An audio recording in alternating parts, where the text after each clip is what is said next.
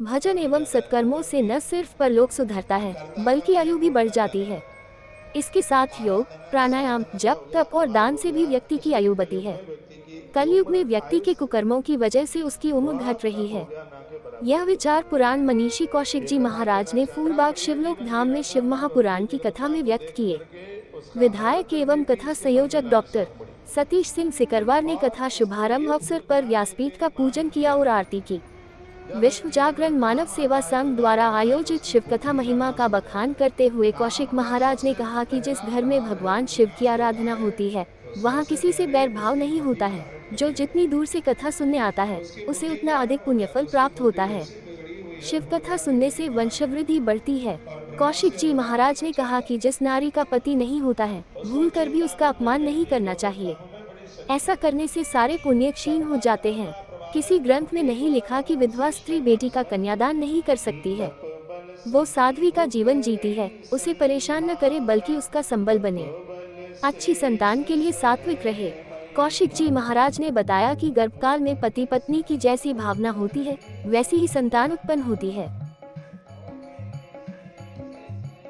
ज्यादा है, कुकर्मी है, कर्ता कम है, बोलता ज्यादा है। आराधना, साधना, तप, योग सब उसका भ्रष्ट हो गया है। तप करने से आयुष्य लंबा होता है, बड़ी उम्र होती है। तो कलयुग में तो ये उम्र बढ़ती है। सत्कर्म करने से उम्र बढ़ती है, ऐसा शिव महापुराण के अंतर्गत लिखा है। आराधना करने से उम्र बढ़ती है, योग करने से उम्र बढ़ती है, प्राणायाम करने से उम्र बढ़ती है। प्राणायाम करने से उम्र बढ़ती है। इन सब चीजों का टोटल फूलबाग मैदान पर शिव महापुराण कथा का आयोजन किया गया है। कथा का प्रारंभ 14 तारीख से कलश यात्रा से प्रारंभ हुआ है। आज कथा का वैसे तीसरा दिन है, लेकिन कथा का जो वाचन है वो 2 दिन हुए हैं। एक दिन कलश यात्रा हुई और महाराज जी ने शंकर जी की महिमा बताई है कि किस कलयुग में शंकर जी की पूजा करने से घर में किस प्रकार सुख शांति होती है, परिवार में एकता बनी रहती है और परिवार में सुख शांति समृद्धि बनी रहती है।